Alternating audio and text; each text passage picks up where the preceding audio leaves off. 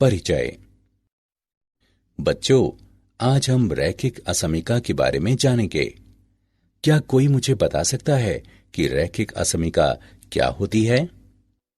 Sir, असमीका में से कम या से अधिक के चिन्ह होते हैं।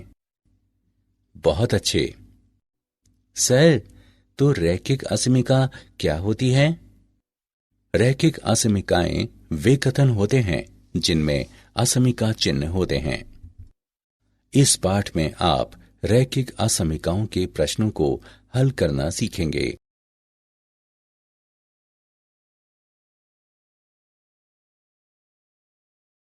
असमीकाएं। रैखिक असमीकाएं ऐसे कथन होते हैं जिनमें असमीका के चिन्ह शामिल होते हैं। ये चिन्ह निम्न हैं: से कम, से अधिक, से कम या बराबर, से अधिक या बराबर और बराबर नहीं। आइए बेहतर समझने के लिए कुछ उदाहरण लेते हैं। उदाहरण 1। कनिष्क लेखन प्रतियोगिता में प्रवेश के लिए आपकी आयु 12 वर्ष होनी चाहिए। इसलिए इस कथन के लिए असमीका है आयु 12 से कम। 12 से नीचे का अर्थ है 12 से कम, और इसमें 12 के बराबर शामिल नहीं है। इसलिए सही प्रतीक है से कम। ये एक चर राशि वाली रैखिक असमीका है। उदाहरण 2।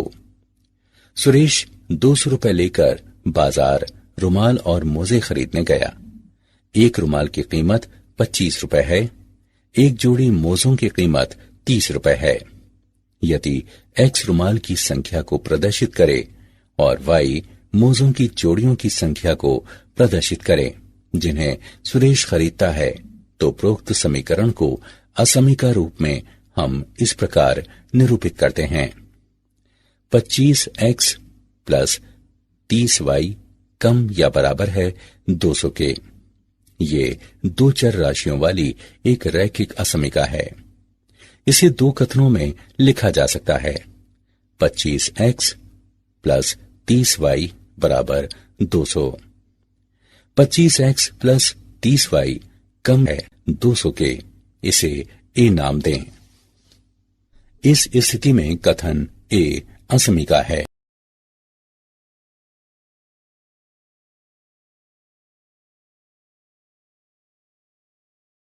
उदाहरण: एक आयत की लंबाई 5 सेंटीमीटर से अधिक है और इसकी चौड़ाई 4 सेंटीमीटर से अधिक है। आयत के क्षेत्रफल के लिए असमीका लिखें। हल: एक आयत का क्षेत्रफल लंबाई से चौड़ाई की गुणा करके प्राप्त किया जाता है।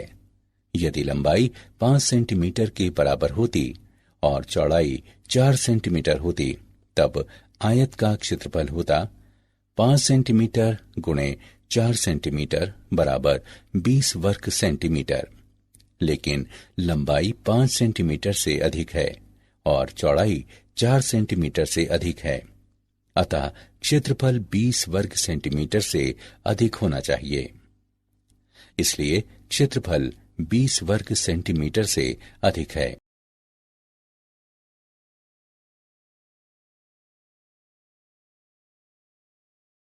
एक चर राशि के रैखिक असमीकाओं के बीजगणितीय हल और उनका आलेखीय निरूपण। एक चर राशि के असमीका का हल चर का वो मान होता है जो इसे एक सत्य कथन बनाता है। एक चर राशि के रैखिक असमीका को हल करने के नियम: एक, असमीका के चिन्ह को बिना प्रभावित किए हुए दोनों पक्षों की बराबर संख्याओं को जोड़ा जाता है या उससे घटाया जाता है। 2, असमीका के दोनों पक्षों को एक समान धन संख्या से गुणा किया जा सकता है या भाग भी किया जा सकता है, लेकिन जब दोनों पक्षों को किसी ऋण संख्या से गुणा या भाग किया जाता है तो असमीका का चिन्ह बदल जाता है। 3, असमीका के किसी पद या पक्ष को दूसरे पक्ष में स्थानांतरित किया जा सकता है। साथ ही असमीका के चिन्ह को प्रभावित किए बिना उस पद या पक्ष के चिन्ह को बदल दिया जाता है।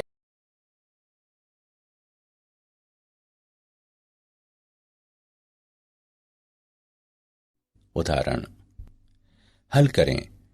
4x माइनस 19 कम है 15x प्लस 14 से। हल के आलेख को संख्या रेखा पर दिखाएं।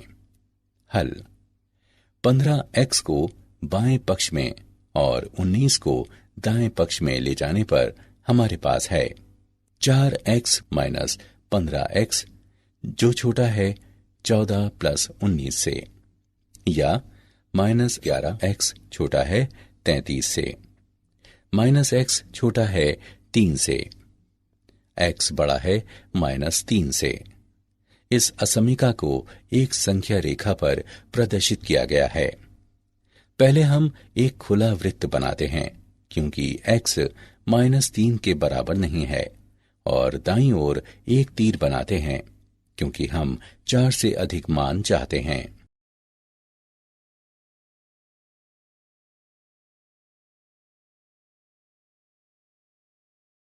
उदाहरण, राम को गणित की 4 परीक्षाओं में ए ग्रेड प्राप्त करने के लिए न्यूनतम 360 अंकों की जरूरत है। उसकी पहली 3 परीक्षाओं में उसने 88, 96, 79 अंक अर्जित किए। ए ग्रेड प्राप्त करने के लिए चौथी परीक्षा में उसके कितने अंक होने चाहिए? हल, मान लें कि राम चौथी परीक्षा में x अंक प्राप्त करता है, तब राम की परीक्षाओं के अंकों का योगफल 360 से अधिक या इसके बराबर होना चाहिए, अर्थात 88 प्लस 96 प्लस 79 प्लस x अधिक या बराबर है 360 के। इसका अर्थ है 263 प्लस x अधिक या बराबर है 360 के। इसका अर्थ है x अधिक या बराबर है 97 के। ए ग्रेड प्राप्त करने के लिए राम को चौथी परीक्षा में 97 या 97 से अधिक अंक प्राप्त करने चाहिए।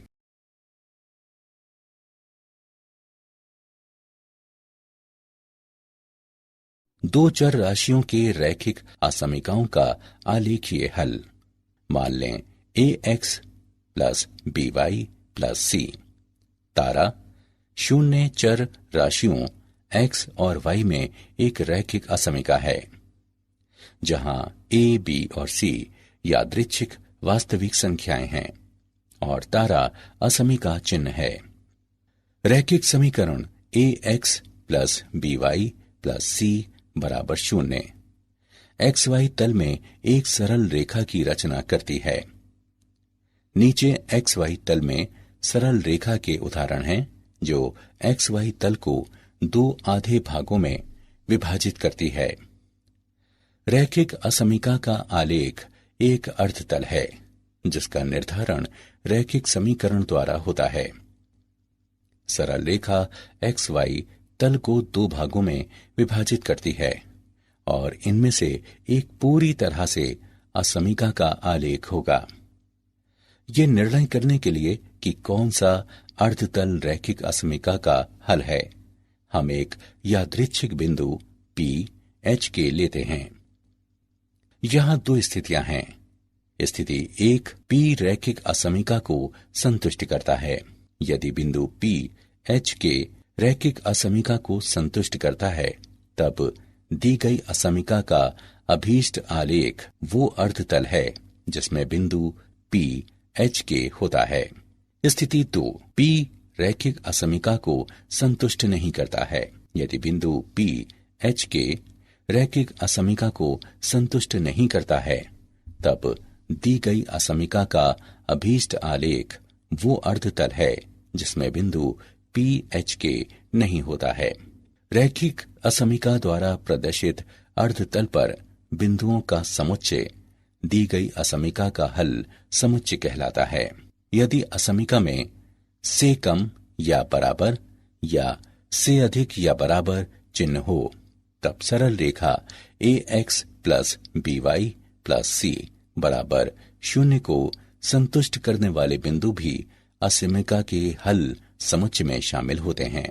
यदि असमीका में से कम या से अधिक चिन्ह हो, तब सरल रेखा ax plus by plus c बराबर 0 को संतुष्ट करने वाले बिंदु असमीका के हल में शामिल नहीं होते हैं।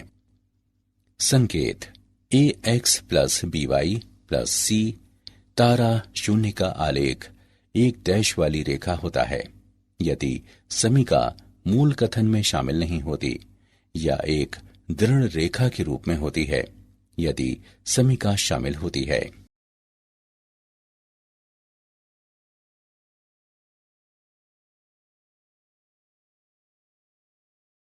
उदाहरण, निम्न का आलेख बनाएं। x प्लस 2y कम या बराबर है 10 के। हल, दी गई असमीका है x प्लस 2y कम या बराबर है 10 के। संगत रैखिक समीकरण है x प्लस 2y बराबर 10। इसे एक नाम दें। अब हम रेखा एक खींचेंगे।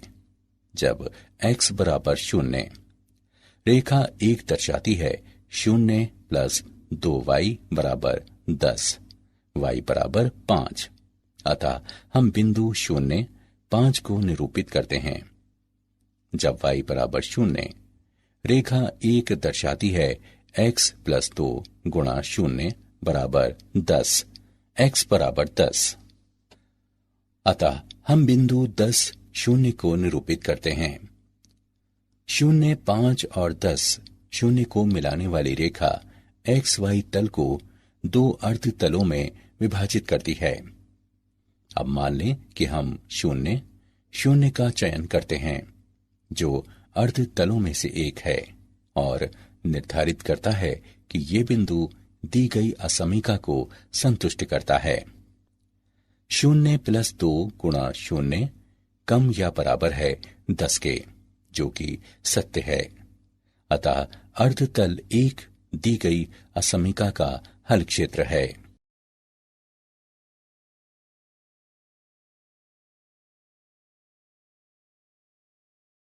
उदाहरण, रैखिक असमीकाओं के निम्न निकायों को आलेखीय तरीके से हल करें और किनारे के बिंदु ज्ञात करें। 2x प्लस वाई कम या बराबर है 22 से। x प्लस वाई कम या बराबर है 13 से। 2x प्लस 5y कम या बराबर है 50 से। x अधिक या बराबर है 0 से। y अधिक या बराबर है 0 से।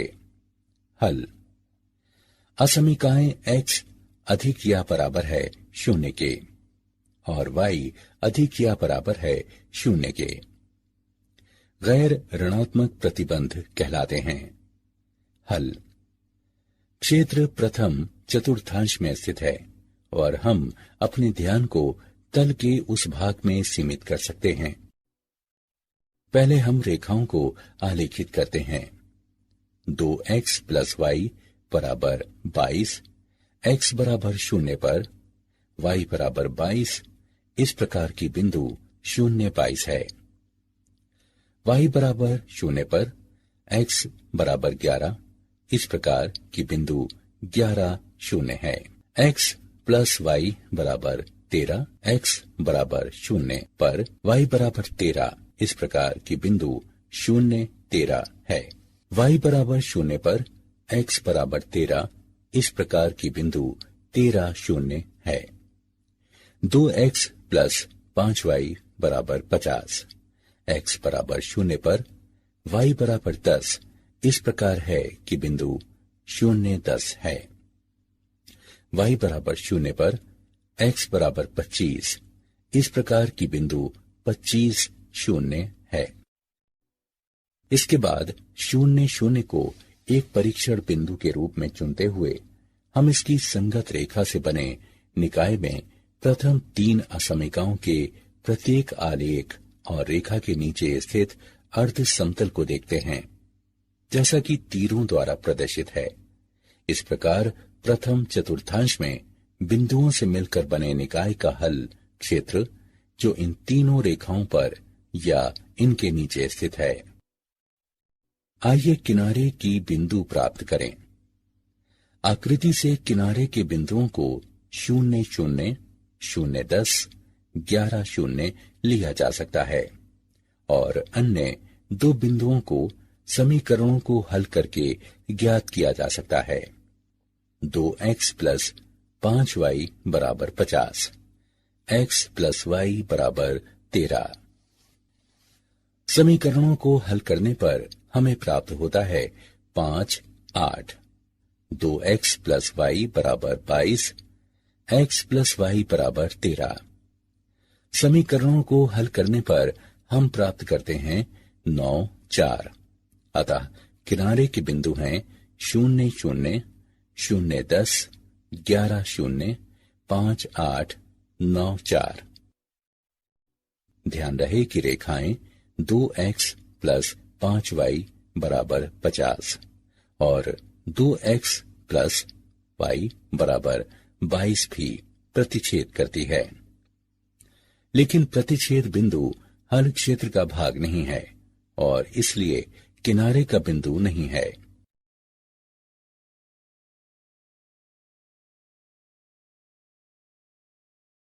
क्या आप जानते हैं?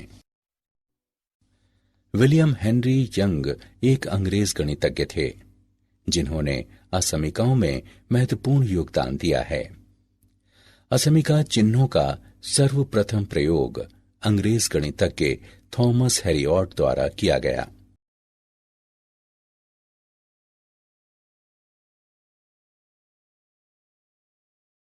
सारांश। आइए हमने जो कुछ सीखा है उसे संक्षेप में दोहराएं। रैखिक असमीकाएं वे कथन होते हैं जिनमें असमीका का चिन्ह शामिल होता है। वे हैं से कम, से अधिक, से कम या बराबर, से अधिक या बराबर और बराबर नहीं। एक चर राशियों के रैखिक असमीका को हल करने के नियम। एक, असमीका के चिन्ह को बिना प्रभावित किए हुए दोनों पक्षों की बराबर संख्याओं को जोड़ा जाता है या से घटाया जाता है। 2, असमीका के दोनों पक्षों को एक समान धन संख्या से गुणा किया जा सकता है या भाग किया जा सकता है, लेकिन जब दोनों पक्षों को किसी ऋण संख्या से गुणा या भाग किया जाता है तो असमीका का चिन्ह बदल जाता है। 3, असमीका के किसी पद या पक्ष को दूसरे पक्ष में स्थानांतरित किया जा सकता है। साथ ही असमीका के चिन्ह को प्रभावित किए बिना उस पद या पक्ष के चिन्ह को बदल दिया जाता है।